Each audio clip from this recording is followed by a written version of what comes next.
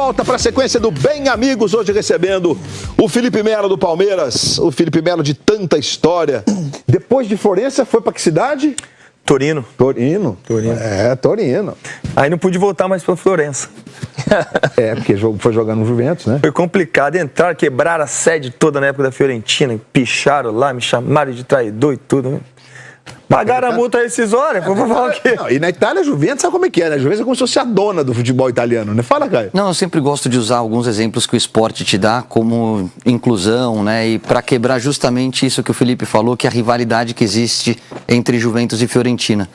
Na morte do Astori, zagueiro da Fiorentina, tinha uma rivalidade, existe uma rivalidade muito grande entre os times e, se não me engano, foi o Buffon, Chiellini e o Barzali. Os três jogadores que eram companheiros do Astori na seleção italiana foram até Firenze porque queriam participar do cerimonial de enterro do amigo e do ídolo da Fiorentina. E foi a única vez que os jogadores da Juve foram recebidos com os braços abertos por toda uma cidade.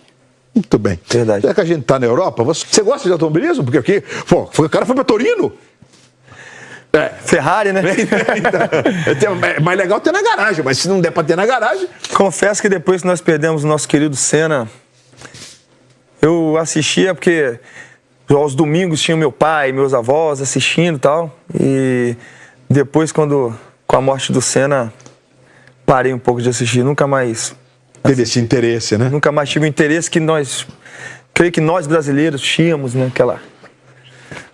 Uma vez ou outra assistia para torcer pelos brasileiros, mas nada de muito interessante. O Felipe não jogou sábado, no jogo Botafogo e Palmeiras. O Caio Ribeiro comentou esse jogo no Premier, juntamente com o Luiz Carlos e o Paulo Nunes. Isso. Foi o nosso time, Luiz Carlos Júnior e o Paulo Nunes, na transmissão desse jogo. A gente tem uns lances aí do jogo. O jogo tem um lance... não vou dizer que é polêmico, porque o Gabriel faz pênalti aí no Daverson e o árbitro de vídeo está aí para isso. A polêmica, na verdade, o juiz tinha punido o Daverson e tal, depois ele foi ver no vídeo e a polêmica está aí, ó. Segundo o Botafogo, o juiz já tinha autorizado o reinício de partida. Ele disse que não, o juiz disse que não, que os caras tinham tocado na bola, mas ele não tinha autorizado. Aí, por isso ele foi lá rever o lance e aí... Pelo vídeo, ele voltou atrás, marcou o pênalti. O pênalti acontece nesse momento ali, ó, do Gabriel. Você vai ver numa outra imagem, se tivermos. O pisão vai ser agora, dá pra ver bem ali, ó. Opa, ele acabou pisando no Daverson. E o pênalti foi marcado. O Botafogo, por conta desse reinício que ele entendeu que o juiz tinha autorizado, tá pedindo formalmente no tribunal a anulação do jogo. Enfim.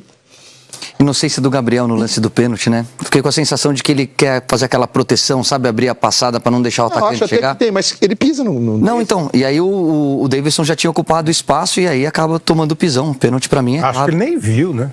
Mas a discussão não é nem se o pênalti é ou não. A questão é se o árbitro deu início, reiniciou antes de ver o VAR. Parece que tem que apitar, né? Pelo regulamento. Então, na verdade, tem não tem. Mas ele pode fazer só assim. Mas, mas parece que tem que apitar, hein? Foi mostrado hoje que ele abre, né? Que ele tá fica mais longe. assim com a mão e tal. Mas então... é difícil. É uma batalha difícil. Inglória, eu diria. O Botafogo... E todo mundo, né? Todo mundo reclamando do VAR. Eu só vi o VAR corrigir erros durante esse fim de semana. Só erro. Jogo do Santos e Inter, só erro. Só corrigindo. Foi bom? Pô, não querem justiça? Só tem que o VAR ser mais tá fazendo rápido, justiça. Um pouquinho mais rápido. Agilizar um pouquinho. E tem lance. Não tem dúvida que a questão da agilidade, Kleber, claro, a gente está muito atrás do que a gente está vendo no resto do mundo aí. Isso não tem a dúvida. Está fraccionado. Mas é um aprendizado. Não, há uma série de A possibilidades. notícia está lá no Globoesporte.com, tá, gente? Completinha. Os argumentos do Botafogo, etc. É só lá no Globoesporte.com que você tem todas as informações lá. O Kleber estava falando, a gente vai ouvir que é uma série, eu acho que é uma série de discussões, por exemplo. Claro que está demorando. Está começando, mas já dava para ser mais ligeiro. Tem alguns lances que são muito claros, que você pode resolver mais rápido. Nesse instante, eu ainda estou numas de que eu prefiro que demore um pouquinho e tome uma decisão correta, do que seja ligeiro e erre. E em lances como esse, como no pênalti no lance de pênalti do Cuesta com o Rodrigo, isso vai ser discutido sempre. Para mim é falta, para ele não é. O lance do Fluminense, o braço interpretativo, né? Esse tipo de lance. Por que chamou se é interpretativo? Ora, chamou porque se você tem hoje uma segunda possibilidade, deixa o cara ver. E ele pode mudar, ele pode manter, ele pode fazer. Não é mais o juiz que apita. Claro que é o juiz que apita. Não, mas ele já vai sugestionado. Poxa, aí você está discordando ou está desconfiando da capacidade do cara de tomar uma decisão, pô. Eu apito o negócio, o cara fala assim, eu acho que ele não fez falta, não. Eu vou lá ver, falo assim, não, fez sim. Eu dou o pênalti, realmente não fez, não. O lance de pênalti está nas orientações. Lógico. Né, para ser visto. Agora que não pode, viu, Felipe? Que não pode é o jogador fazer o que está fazendo. Claro. O jogador do Botafogo, o Cício, tinha que ser expulso de campo. O juiz foi lá, botou na marca de pênalti, foi lá, chutou a bola. Tempo inteiro falando, o juiz, tempo inteiro pressionando o juiz. Pô, pelo amor de Deus, toda hora isso. É ruim pro espetáculo. E durante pra todo mundo. Durante a checagem... Louco, durante a checagem. Durante a checagem, às vezes está muita pressão em cima do cara. Falta de educação. Antônio, e há um outro ponto, Kleber, pro Felipe falar um pouquinho sobre o árbitro de vídeo. Ele não jogou, sabe que ele estava suspenso, por sinal. Mas aí você percebe que toda jogada de ataque que suscita uma dúvida, tem zagueiro parando e levantando o braço, não adianta mais. Mas a gente é instruído antes, né, a não parar em nenhuma jogada, né? Lógico. Justamente porque tudo é analisado. Né? E eu sou partidário do que o certo é o certo. Sabe, se errou... Por exemplo, nós tivemos aí recente um campeonato paulista, né, que existiu uma interferência externa e para mim teria que ser cancelado o jogo. Não foi cancelado. A Aparecidense e Ponte Preta foi cancelado por muito menos. Então eu sou partidário do certo é o certo. Se tiver que ser cancelado porque foi um erro da arbitragem, que seja cancelado. O certo é o certo. Não estava no momento, né? Eu também vi a transmissão. No momento eu cheguei a dar uma risada porque a gente, assistindo a transmissão, parece que o Davidson se joga realmente, né? Porque a imagem, depois que mostra a imagem, e eu falei, caramba, vai tomar um cartão amarelo. Ele tomou um cartão amarelo, mas você vê na imagem depois que foi pênalti. Na primeira você achou que não foi pênalti. A primeira eu achei que não foi pênalti, porque na imagem não mostra o pisão. É isso. Né? Mas depois o próprio jogador do Botafogo, na entrevista, ele fala, não, realmente eu encostei, eu toquei nele, mas com VAR pega tudo. VAR tá aí realmente pra pegar tudo. Essa é a mais pura verdade. Essa é a ideia. Então, eu não sei se o juiz apitou ou não, o Muricy falou que tem que apitar, né? Não sei, parece que realmente é. Então, eu não posso dizer, mas... Falou hoje é tarde. Enfim, espero que... Eu não vejo como maldade, a pessoa não vai fazer uma situação dessa como maldade, porque são todos profissionais, né? Então... Mas o que o Felipe está dizendo claro, Caio, vou te ouvir, que você comentou o jogo, inclusive, mas o que o Felipe está dizendo é bem isso mesmo, né? O que é certo, é certo. Pra mim... Se ficar comprovado que o cara apitou... O lance do pênalti do Fluminense... É o do pênalti do Fluminense que ele apita e marca... Tem um lance que o juiz apita, anula um gol, não sei se é no jogo do Fluminense e Bahia. Fluminense Bahia, ele manda voltar o pênalti. Não é Grêmio Atlético. Não, Grêmio Atlético. É uma que tem um gol que ele depois dá o pênalti. O pênalti que o André perdeu. É no Grêmio e no Atlético. Gol do Jeromel. A sorte é que ele para a jogada... Né? O gol não tá valendo. Ele viu falta de ataque. Mas aí o árbitro de vídeo chamou para o lance que antecedeu o apito. No nosso jogo que eu vou cortar contra o Cruzeiro, na semifinal da Copa do Brasil do ano passado, o goleiro do Cruzeiro ele sai errado, solta a bola no pé do Antônio Carlos, né? E o juiz apita antes. Isso. Ou seja, anula o VAR. E nós, antes de todo jogo, antes de toda uma competição, vem as pessoas ali falar, o VAR é assim, assado. Certo? E fala, não pare nenhuma jogada, porque o juiz tem que deixar seguir, porque vai ter o VAR. E ele apitou, e depois com o VAR, depois com todo o lance, não foi nada. Nós tivemos um gol mal anulado, já tinha VAR. Mas como ele apitou antes, ele anulou o VAR. Então, quer dizer, o VAR não pôde entrar em ação. Ele não se deu a segunda chance. Não, o VAR não pôde entrar em ação. Então, quer dizer, o gol do Dudu... sequência da jogada. Ele tinha que dar sequência para depois saber. O gol do Dudu, por exemplo... Mas eu acho que hoje pode. O Davidson não estava impedido e o VAR... No meu modo de ver, foi um erro. Ali ele parou o jogo antes. Não, mas assim... É um erro. Porque veja só... Então, aquele lance, o quê? O Fábio sobe, tem uma trombada, quando ela cai, o Antônio Carlos bota para dentro. Ele para jogando Aí ele deu a falta de ataque. Eu acho que no jogo Atlético e Grêmio aconteceu a mesma coisa.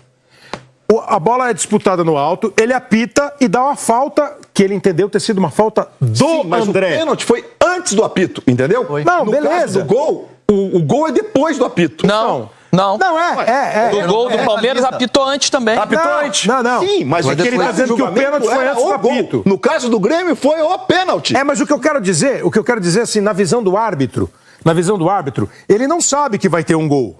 Sim. E na cabeça dele, na visão dele, o Antônio Carlos fez falta no Fábio. Não vamos nem discutir se foi falta ou não. Na visão dele, o André fez falta. Só que quando ele deu a falta, ele parou o jogo. Aí o cara falou assim, antes da falta, o cara meteu a mão na bola. Então foi antes. É duro pro árbitro, porque se ele ficar esperando o tempo todo, nós vamos dizer que eles estão se escondendo atrás Em hipótese alguma, eu tô aqui pra... Não, eu tô entendendo. Pelo contrário, eu sou um camarada que... Eu tento usar... Por exemplo, no jogo contra o São Paulo, por exemplo, teve um pênalti... É interpretativo. O árbitro dá um pênalti contra o São Paulo e depois ele vai no VAR e tira o pênalti no Dudu. Isso é interpretativo. O que ele tem que... Se ele deu o pênalti, o que ele tem que voltar? Olhar em câmera lenta se não foi? Mas então ele não eu acho errado. Sábado. Não, mas ele deu o pênalti no Dudu, ele foi lá convicto e o cara ficou chamando ele pelo VAR. Não, mas aí ele não daria o pênalti sábado, Felipe. Kleber. Ele não tiraria o pênalti do Santos. Não, mas ele deu o pênalti e tirou o pênalti. Nesse caso, agora o que ele fez? O VAR mostrou que realmente foi pênalti. O VAR mostrou que realmente foi pênalti, ele foi lá e veio. Agora não, ele já tinha marcado o pênalti, porque na visão dele foi. Mas deixa eu explicar pra você o que aconteceu nesse lance. Não vou julgar. O lance de pênalti tem que ser checado. É o que diz o protocolo. Exato. Ele marcou o pênalti, o juiz de vídeo olhou. Vê lá que eu tenho dúvida. Sei lá, não é esse o papo. Não foi nem isso. Ele falou assim. Ele disse pro árbitro de vídeo. Isso. O pênalti foi. Eu não me lembro agora se. O braço no peito. O cara falou assim: aí não tem pênalti, é melhor você rever o lance. Ele vai ver. Entende? Entendeu? Mas porque o lance foi revisto por conta de. É igual o pênalti de ontem. O que não está fora da orientação. Eu tô evitando, vocês estão percebendo, de falar protocolo, porque tá tão chato, né? Chato, né? Protocolo. Mas é isso, é o lance de ontem. É o lance de ontem. Rodrigo entra na área, tromba com o Cuesta, o cara pênalti. O mais importante, não foi pênalti, foi anulado. É isso. O mais importante foi isso. Eu acho que a tendência é melhorar. Ele podia ter simplesmente dado a falta. Eu dei o lance do Davidson, cartão amarelo, virei as costas e bateu. O cara chamou, ele foi ver. Eu gostava muito assim daquela época que... Na dúvida, eu jardim arquibancada, e o cara ficou um pouquinho na frente, um pezinho na frente, o cara fazia o gol e as pessoas comemoravam lá e era gol. Isso aí era pra todo mundo, isso não era questão de roubo ou não, era eu, humano. Né? É porque o olho humano não vai enxergar um pezinho e tal, então hoje em dia acabou isso. Tanto pediram justiça que acabou. Então, na realidade, é o preço que tá se pagando.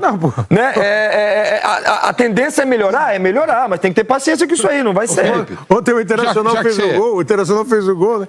Pô, bola com o Guerreiro toca pro fulano, gol! Deu impedimento. Foi, se o cara validar o gol, eu grito de novo, porque eu vou fazer. Tem que parar o grito, pô. Não, mas você sabe que outro dia... Segura o grito! Aliás, nós narradores devemos ter um protocolo. Eu cheguei à conclusão. Segura o grito. Narra o gol. Entendeu? Narra o gol. Não, mas tô bem. Mas você tá, gol, aí você vê o cara fazer... Você vai continuar? Vou continuar. Não deu. Mesmo que o cara reclamar? Outro dia disse na hora, teve um jogo, o Rocha estava comigo. Saiu o gol lá. E eu tô cutucando ele aqui, ó, o bandeira. Não. Aí eu digo, olha, o gol está narrado. Se ele confirmar o gol, narra só. Que coisa eles apagam. Porque se não, narrar depois. Narrar depois. Ele deu o gol, então é gol. Ah, que chato. Posso mudar um pouquinho do assunto? Pode, mas Rogério, todo mundo querendo fazer uma pitaco. Não, eu só... Você me desculpa, você me permite também, Bodão, eu só não queria perder o gancho. Que o Felipe falou uma coisa muito legal, o que é certo é certo. O que é certo é certo. Então, só para voltar à discussão, porque a torcida do Botafogo também acho que está esperando. Está comprovado que o juiz apitou. Mas o Felipe falou agora, você foi a favor do Botafogo? Todos nós. Se a gente analisar o jogo, o Palmeiras foi muito superior ao Botafogo e mereceu o resultado. Se você for analisar o pênalti, fez bem o árbitro em ter visto no VAR, porque o pênalti existiu. Claro. Agora, hoje no Globo Esporte nós demos a imagem e o árbitro autorizou o reinício do jogo. Com apito? Ele faz visivelmente com a mão assim, tipo, pode jogar. E aí deu continuidade ao lance. Esse é o motivo da reclamação do Botafogo e por isso vai dar pano pra manga. Existe a imagem, né? A imagem tem até o cinegrafista e tudo, aberta, sim. Tem a imagem de quem fez, tem o nome de quem fez a imagem e tudo mais. O Roger queria mudar um pouquinho de assunto. Não, só sair do VAR, mas o assunto é Palmeiras ainda. Mas, eu enfim, queria saber... Só para passar a régua, e acho que o Leonardo Gaciba, que dirige a arbitragem brasileira, sabe disso. A gente está muito demorado, embora a recuperação de tempo tenha melhorado muito, muito. Mas teve 7 minutos. Mas teve um jogo que teve 6 minutos uma paralisação e o cara deu 7. Num jogo que teve outras faltas, era para ter dado 10. Então, tá ficando com vergonha de dar tudo. Mas o juiz não pode ter esse pudor, ele tem que ser correto. Se ele parou 6 num VAR, um outro no VAR e tem 3 de acréscimo no VAR, 10 a mais. E o jogador tem que ajudar um pouco. 40 anos. Isso que eu queria falar com o Felipe Neto. Quando é que o jogador vai ajudar um pouco? Quando eu fiquei em cima reclamando. O time do Botafogo fez. Goleiro do Botafogo. Essa, outro Felipe. tinha que ser expulso. Mas não é só no Botafogo, todo Não é que eu tô com o jogo de ontem. Todo time. Todo jogo de ontem. Todo jogo. Mas é todo jogo. O juiz vai lá ver, deixa o juiz, pô. É que é complicado, dentro de campo é complicado. Uma coisa é você falar sentado, outra coisa é você estar lá dentro de campo no calor do jogo. Na Europa você fazia menos, né? Na Europa fazia da mesma forma que na mesma forma. É sempre uma coisa é óbvio você sair xingando, outra coisa é você de repente questionar uma situação que você vê que é errada. Agora eu não concordo realmente, tá? Inclusive teve confusão e saiu o cartão amarelo na hora que o jogador vai bater o pênalti, o outro chega lá e chutar, isso aí não. Isso eu não concordo, mas eu acho que, sei lá, isso faz parte do futebol, é calor do jogo e tudo. Tá exagerado. Mas existe o jogo falado, aí vai ser. É uma fase de transição, Marco. O jogo falado é muito poderoso no mundo inteiro, né? Sim, mas... Falado não só no lance de VAR, né? Não tô falando... Nossa transição tá longa, viu? Mas a gente precisa reclamar um pouco menos mesmo. Você não reclamava, né, Roger? Não. Pouquíssimo? Foi expulso quantas vezes na vida? Não foi muito, não. Não? Algumas vezes, mas 18. Brincadeira. menos que o Caio. O cara foi expulso. Eu fui 2 vezes em toda a minha carreira injustas, as duas. As duas injustas. Deixa eu O perguntar. Melo foi expulso algumas vezes também. Você tinha um estilo meio parecido. Não, eu? 15 anos como treinador não fui expulso. Não, como jogador. Não, como jogador, fui uma vez expulso. Maravilhoso. Imagina se Final tivesse contra a cartão na época. Portuguesa. Como treinador, você nunca foi expulso? Não, fiquei 15 É porque não 15 tinha anos cartão sem- vermelho sem naquela tomar época. Cartão amarelo. Ia tomar de cartão. Tá fora. Expulso nunca foi, mas o cara falava, Porque eu chega, não era professor. estar reclamando com o juiz nem com bandeirinha. Eu reclamava pro meu jogador. Eu também acho. Então não tinha por que me expulsar. Ó, que você foi lá na Que acho que é boleiragem, isso o um PC pouco, falou que a gente expulsou uma vez reclama de naquele lateral. dia. Eu não. Você não expulsou, nunca me expulsou. Nunca expulsou. Fala, Roger. Não, eu queria saber do Felipe o segredo do Palmeiras em relação ao controle de jogo. O Palmeiras é um time que não sofre, independentemente se está jogando em casa ou fora de casa. E aí é mais do que sistema tático. É mais do que um time qualificado tecnicamente. É um time maduro, que conhece suas limitações e conhece suas qualidades. Como é que o Palmeiras consegue controlar qualquer adversário em qualquer campo? Não, depende do que é sofrer, né? A gente sofre. Ou Por exemplo, colocar o jogo à sua feição, a feição do time de vocês. Eu vou dar um exemplo. No ano passado, no jogo do título, quando nós fizemos 1-0 contra o Vasco, a gente sabia que a gente podia estar jogando até agora, que nós não iríamos tomar gol, porque nós nos fechamos ali atrás, tá? A gente brinca até hoje, eu e o Gustavo Gomes, a gente brinca. Você pode vir bola no alto, que a gente vai ganhar bola no alto, porque o time sabe jogar com o resultado. E isso nós temos que demonstrar também em mata-mata. É isso que eu ia te perguntar. Mas é uma coisa que eu vejo muitas pessoas falarem de mata-mata, inclusive nós temos cobrado no nosso trabalho do mata-mata. Mas vamos lá, é mata-mata. Nós chegamos na final do Campeonato Paulista, que é mata-mata. Pois é, semifinal de Libertadores. E eu acabei de falar agora no mata-mata do Paulista, depois de um tempo, no mata-mata do Paulista, nós ganhamos fora de casa, um jogo muito difícil. E em casa teve aquele problema, inclusive o gol do Willian, que eu não me recordo de alguém falar, eu acho que não estava impedido, que foi anulado. Então, chegamos na final. Depois de não sei quantos anos, que eu vi time de pipoqueiro, né? Depois de não sei quantos anos, a gente chega numa final de Libertadores. Chegamos na semifinal da Copa do Brasil, que teve, infelizmente, o problema do VAR, né? Que cortou antes, não perdemos por causa disso, né? Mas influenciou bastante. Pegamos o São Paulo num clássico, tá? Na semifinal da Copa do Campeonato Paulista desse ano, mata-mata. Não sofremos gol fora de casa, não sofremos gol em casa. Infelizmente não fizemos gol. Teve um negócio do pênalti que o cara acabou anulando o pênalti, né, que foi dado e anulou o pênalti. Então, quer dizer, em mata-mata a gente chega também. E qual é o segredo? O segredo é trabalho. O segredo é trabalho e o segredo é saber que nós vamos perder uma hora ou outra. O segredo é saber que, por mais que muitas pessoas falam só, pode fazer um churrasco do campeonato, pode fazer isso, e esse oba-oba fica fora. Dentro do nosso vestiário não existe esse oba-oba. Porque a gente sabe que se a gente perder, a mesma pessoa que fala que vai fazer churrasco vai nos colocar para baixo. Então o segredo é realmente, primeiro de tudo, a confiança que eu falei, que está elevada, né? E saber se defender. Isso é muito trabalho. Aí entra o Filipão, o Turra, o Carlão, né? E o próprio grupo do Palmeiras, que tem vestido a camisa, tem comprado a ideia do Felipão. Ô Felipe, o Palmeiras é um time que é muito eficiente, é um time que tem esse controle.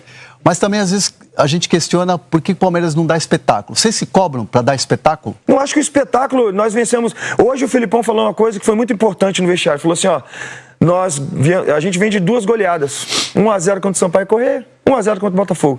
São 6 pontos. 3 pontos, 2 campeonatos diferentes, obviamente, mas é um passo enorme para decidir em casa, né? E 3 pontos que nos mantém na liderança do Campeonato Brasileiro. Espetáculo é não perder, espetáculo é ganhar. Espetáculo é ganhar e tem que saber jogar. Eu dei uma entrevista, as pessoas mal interpretaram a entrevista que eu dei. Quando eu falei do Barcelona com o Liverpool.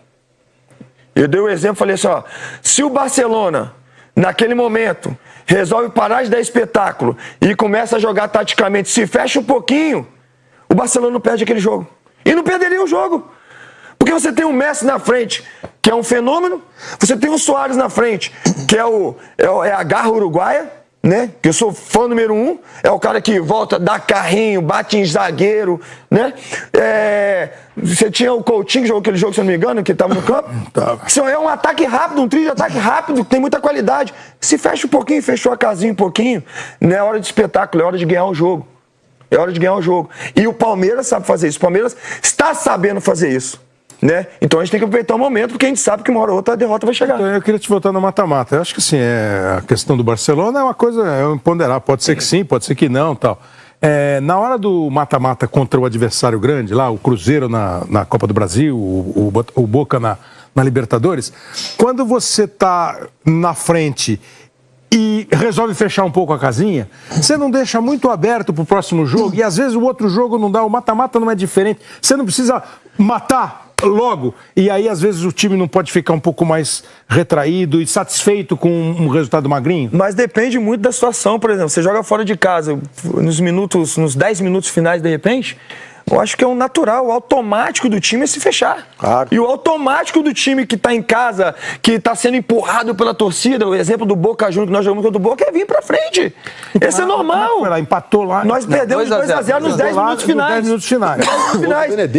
E em casa começou o jogo. E no grande jogo do Palmeiras. O Palmeiras poderia ter ganho aquele jogo. Poderíamos ter. Não, nós tivemos oportunidade jogando no contra-ataque. O Palmeiras jogou uns 50, 60 minutos. Tivemos oportunidade. É que dá a impressão que é um time que tem condição de jogar os 90 e buscar um pouco o gol. E aí, assim, vou ficar um pouquinho. Mas pode ser. Mas eu entendo o que você está falando, mas o que eu quero explicar... Você toma 2 e aí dá uma dor de cabeça monstro. O que eu quero explicar é o seguinte. Nós, quando... Por exemplo, o Santos, que nós ganhamos de 4 do Santos agora, um dado momento o Santos estava com 5 atacantes. Nós tivemos a oportunidade de fazer gol? Tivemos. Tivemos a oportunidade de fazer gol no contra-ataque? Fizemos e tivemos, botamos a bola na rede e, opa, ganhamos o jogo. Quanto o Boca... Eles conseguiram fazer o gol. A gente não conseguiu encaixar um contra-ataque, eles conseguiram fazer o gol. Por exemplo, o Júnior Barranquilla, lá, nós ganhamos o jogo de 2-0, tinha um jogador expulso e eles estavam com 4 atacantes. Era complicado, saiu o Théo Gutierrez, que não era um 9 que ficava parado, não era uma referência, saía, vinha buscar, o ponta direita vinha, era um Deus nos acuda que a gente tem que ficar fechadinho. E acabou que naquele jogo nós conseguimos matar no contra-ataque o gol do Rocha. Mas tem jogo que a gente não vai conseguir matar em contra-ataque, é complicado. Me permita discordar. Era fase de grupo. Eu vou discordar de vocês. Ganhar e perder faz parte do jogo. E o potencial que eu vejo do Palmeiras e aquele momento que o Palmeiras atravessava, se teve uma coisa que me incomodou foi a postura do jogo contra o Boca. Ficar muito porque eu acho que naquele jogo o momento era de vocês e eu acho que vocês abriram mão de jogar e sofreram muito mais do que poderiam. O jogo foi um jogo de controle. O jogo inteiro. O Palmeiras controlou bem o jogo. Tivemos oportunidade de fazer gol. Oportunidade tem. O jogo estava meio que... Parece às ficou um vezes... jogo Boca e vocês só reagindo. Parece às vezes que o Palmeiras não tem a confiança do time que ele tem. Naquele jogo, o Palmeiras controlou o jogo. Mas nós estamos a 29 só que realmente sem perder. Estamos em primeiro na Libertadores, a gente não tem confiança. Ele rodou, jogou no campo ofensivo, mas não espetou. O que me dava fazer a seguinte enquete com vocês aqui que jogaram. Eu não diria. Com vocês que jogaram aqui, com vocês que jogaram. Pois é. É diferente mesmo jogar uma competição de 2 jogos eliminatórios do que um campeonato de pontos corridos. Claro, com 10 diferente. candidatos. Muito diferente. É diferente. Claro que é diferente. Muricy?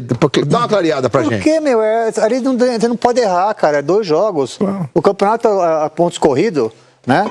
Claro que você também não pode deixar pro fim esse negócio do campeonato fora. Temos 39 jogadores. Não, isso é conversa mole. Começa lá embaixo, fica lá embaixo. Agora, o mata-mata, você tem que saber jogar, cara. Você vai jogar fora de casa, pô, você tem que jogar um pouquinho mais atrás. É que é muito romântico. A gente fala muito romântico, né? É legal pra caramba. Pra quem tá lá dentro, não é legal. Entendeu? É muito romântico. É o seguinte, temos que atacar. Pô, sabe? Então não é bem assim as coisas. Então tem que ter um sistema de jogo. Não adianta você fazer assim, Kleber. É assim mesmo, entendeu? Tem que ter um sistema de jogo. É bonito a gente falar, vamos lá na Argentina, vamos ganhar do Boca lá com os atacantes. Não tem nada de romântico, Muricy. Não tem nada de romântico. Não é assim o negócio. Tem que ter um time bem armado, tem que ter... Outra, se você vai jogar no contra-ataque, tem que ser rápido, tem jogador rápido. Você tem que saber tudo. Você não pode ter uma fórmula mágica. Não tem uma fórmula mágica. Você tem as características dos seus jogadores, aí você vai implantar o sistema de jogo. Né? Se você joga fora de casa e tem uma boa equipe que marca bem e tem jogadores de velocidade, você vai fazer o quê? Você vai jogar em contra-ataque, pô. Você não vai pressionar lá ele, porque você precisa criar espaço para esses jogadores rápidos que você tem. Feito. Mas assim, ó, então é diferente. Quando ele me citou, eu quietinho, não é questão de romantismo. Não é questão de romantismo. Você está fazendo assim para mim? Não, porque você falou, não estou fazendo assim para você, nada. Porque você falou assim, tem hora que você fala, atacar é bonito, é romântico. Eu só estou dizendo que assim, não acho que é romantismo atacar. Não é Romeu e Julieta. Porque ele acabou de falar que meteu 4 no Santos e ele, em determinado momento, o time dele ficou atrás esperando o Santos jogar. Então, é tudo uma circunstância. É uma característica do time deles. É uma circunstância. Porque o Santos vai vir pra cima mesmo. Claro. Você estudou o Santos, então você vai jogar com o Santos. O que o Santos vai fazer com você? Claro, vai pra toda cima. hora vai pra cima. Lógico. O Santos vai toda hora pra cima. Isso. Às vezes fica sem a defesa, fica tudo aberto. E você vai jogar como contra o Santos? Você vai jogar no contra-ataque. E ali foi porque vai sobrar muito espaço lá. E ali foi uma outra situação, porque com 10 minutos estava 1-0, com 15 minutos estava 2-0, e aí foi a sorte que nós... Não sorte, deu certo e fazer o gol cedo. Os atacantes ali tiveram a capacidade de fazer o gol aí, justo. Claro. Contra o Boca nós tivemos oportunidade, mas não fizemos o gol. De repente, se a gente mete o gol com 10 minutos na oportunidade que nós tivemos, seria diferente. Temos que entender que o primeiro jogo contra o Boca, nós tínhamos o Keno. Meteu 2-0 lá. Tava voando, que fez gol de cabeça, que era o Dudu de um lado e Keno do outro, de contra-ataque. No segundo jogo, nós perdemos um pouco em velocidade, que era o Keno. E aí precisava ganhar o jogo. Precisava não perder aquele jogo para trazer para casa. Em casa... você tá falando do jogo justo. Em casa... O jogo da fase de grupo. O jogo da fase de grupo, o jogo do mata-mata. Em casa, tá? Nós começamos o jogo com 5 minutos e a gente faz 1-0. E ali eu falo com vocês sem desculpa, mas que o VAR... ele, de certa forma, influenciou pro mal do Palmeiras. Por quê? Certamente, foi anulado o gol. Numa hora que eu nunca tinha visto o nosso estádio, sabe, lotado, a torcida gritando, realmente uma pressão muito grande. 1-0, todo mundo comemorando, vamos. Naquele momento, o VAR anula o gol. A gente fala assim, caramba. Claro. A torcida do Boca ali em cima fala assim, e os caras vão pra cima naqueles 2 minutos mais ou menos de... Acontece a tragédia, o primeiro gol do Boca. Que é a questão do mata-mata. É complicado, lance, que não pode errar. Aí acontece um lance emocionalmente. Só um pouquinho, porque hoje, Muricy, você vai completar com todo o tempo do mundo, porque você aqui nos ensina sempre. Não, ensino nada, só queria só... Não, nos ensina no sentido dos seus conhecimentos. Porque... ensina, mas não lembro. Não, lembro sim. Porque nesse campeonato, por exemplo, agora, e a gente está atingindo, acho que a maturidade dos pontos corridos, você pega os jogos, cara, os jogos parecem jogos de decisão. É cada jogo pegado do primeiro ao último minuto, os caras estão jogando aqui, parece mata-mata. Então eu não estou conseguindo enxergar, às vezes, na performance, muita diferença. Você pega o Palmeiras joga no limite, o Palmeiras tem controle do jogo. Mas essa é a diferença. Entendeu? E aí, dentro daquilo que o Muricy está falando, a diferença do campeonato, né? Como é que foram os primeiros jogos da Copa do Brasil? Tudo jogo ruim, amarrado. O único que ganhou bem foi o Internacional. Porque é mata-mata, tá certo. E porque é o primeiro jogo do mata-mata. Os times se soltam. Mas você vê, sabe, não é bem assim. Teve Flamengo e Corinthians agora, esse primeiro jogo da Copa do Brasil, primeiro jogo. O Carille mudou o Corinthians, pôs quase que 4 atacantes. Foi mal pra caramba. Então, às vezes, a gente fez o número de atacantes. Não, a gente não pode ver o futebol assim. Ele foi sair do estilo de jogo dele e perdeu pro Flamengo. Entendeu? Porque ele mudou o time dele. Jogou com uma linha de 4, mais 2 volantes e 4 atacantes com a bola. Tá certo? Então, a gente tem que entender isso, que as características do time você tem que respeitar. Às vezes a gente quer uma coisa, só que o time, os jogadores que estão lá, o treinador que está lá, não é o que a gente pensa, entendeu? Então o Corinthians mudou completamente, eu tenho certeza que o cara ficou arrependido. Por quê? Porque ele não tinha ligação, pô.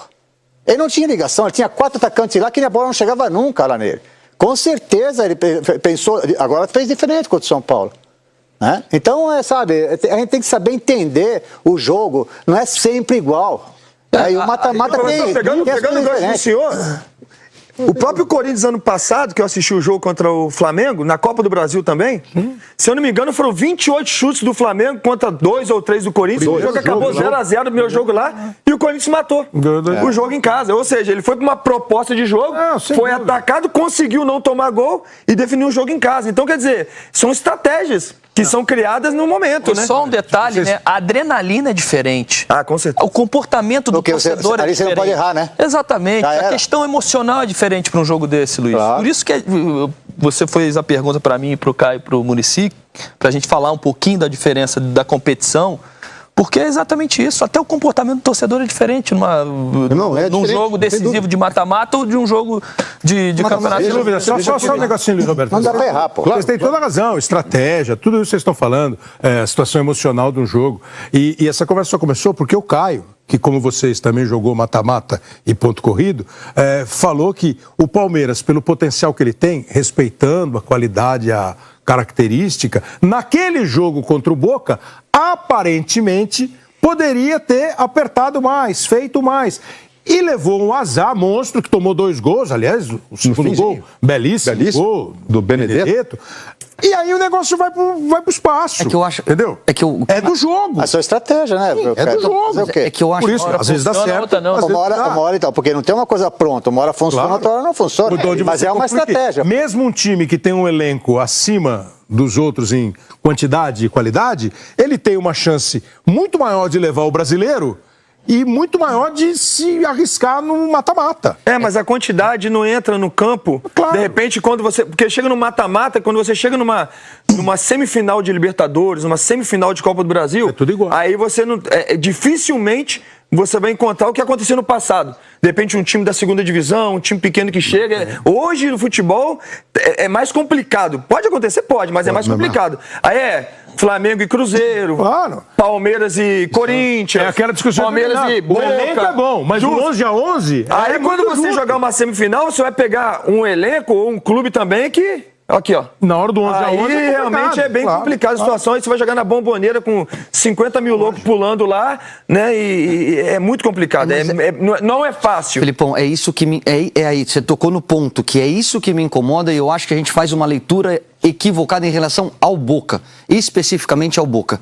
Como eu vejo o Palmeiras, o time mais equilibrado do futebol brasileiro, que te pode jogar como jogou contra o Santos, marcando lá na frente, fazendo 2 gols em 15 minutos e depois recuando a linha de marcação, me corrija se eu estiver errado, alternar momentos lá na frente e atrás, como a maioria dos grandes times fazem. Agora, tem alguns times, e aí tem a famosa frase do Riquelme, esquece a primeira fase, o campeonato de Libertadores começa no mata-mata. É aí que a gente vai começar a mostrar quem é o Boca. Quem achar que vai decidir com o Boca em casa vai perder o campeonato. E porque não é só o Boca. Fora de casa... Os grandes da Argentina, eles jogam bem de visitante. Cara, eles não te dão espaço. Agora, em casa, eles te dão o espaço. E aí, vamos analisar pontualmente aquele momento. Aquele momento, o Palmeiras já tinha batido no Boca lá dentro. Palmeiras cheio de confiança, o time com melhor campanha. Então, não é o resultado, Filipão, porque o resultado pode ir embora em 2 lances, em 5 minutos, como foram. É a postura.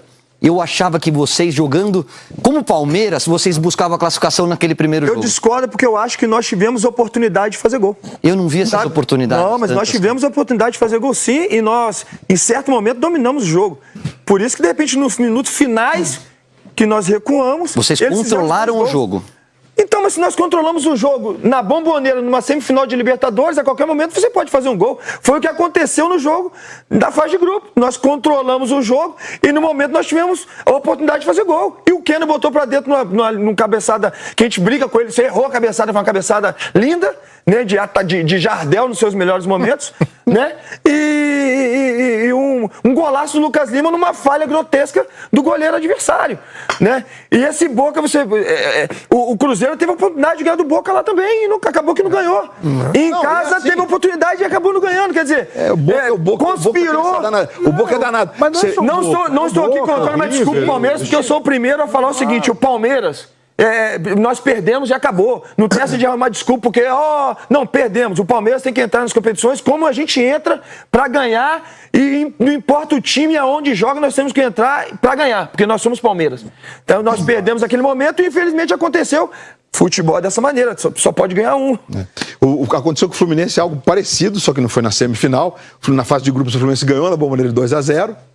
Depois no mata-mata foi 0-0 lá, o gol fora de casa contando. O Fluminense ganhava o jogo de 1-0, um gol do Carlinhos, lateral esquerdo. E aí o Silva, o carequinho... Tanque, né? Não é o Tanque. É tanque também, mas não é o Tanque, porque o Tanque é aquele outro. É o uruguaio. Jogo no Engenhão. O jogo no Engenhão. O Newton Santos, o torcedor do Botafogo, gosta que chama de Newton Santos. Ô, Luiz. De bico empatou 1-1, tirou o Fluminense. É isso. Eu acho que o gol não foi do Carlinhos, foi do Carleto. Não foi do Thiago Carleto de falta? Pode ser. Foi um gol de falta. Acho que foi do Thiago Carleto. Ô, Luiz, queria aproveitar a sinceridade do Felipe Melo. Aliás, está uma delícia. Isso é muito legal. Só não é legal quando ele dá porrada. Aí todo mundo fala. Personalidade é bom, a violência não é boa. Mas eu queria apresentar a sinceridade dele, a experiência dele com o futebol europeu, porque o Brasil, há muitos anos, nossa seleção, não ganha de um time europeu no mata-mata. O que está acontecendo com o futebol brasileiro? Nós estamos atrás, nós perdemos nosso jeito de jogar. Com a tua sinceridade, o que você acha que está acontecendo? Faz tempo, muito tempo, a gente, um jogo de mata-mata, não ganha de um time europeu. 2002, talvez? Final da Copa. Nunca mais ganha. Em Copa do Mundo, né? Copa do Mundo. É difícil responder essa pergunta, né? É difícil responder essa pergunta. De repente, porque o time europeu sabe se defender e sair em contra-ataque. De repente seja por isso. Né? E o Brasil com essa volúpia de querer fazer gol toda hora, taticamente, de repente, desorganizado. Pode ser que seja isso, não sei. É complicado responder essa pergunta porque são características diferentes, seleções diferentes, treinadores diferentes, né? Mas, por exemplo, tirando a última eliminação do Brasil, quando você fala de você ao respeito, claro. Meu pai gosta que eu chame de você. Né? Meu avô, antes de falecer, falou assim, não me chamam de senhor, é você. Então, com todo respeito, você fala de violência, eu creio que violência de verdade é o que acontece aí no Brasil, aí de um dar tiro no outro e tal. Acho que uma entrada ou outra mais forte não é violência, sabe? Não entra como violência, a agressão sim, né? Passa a ser violência, você dá um soco na cara de uma cotovelada pra...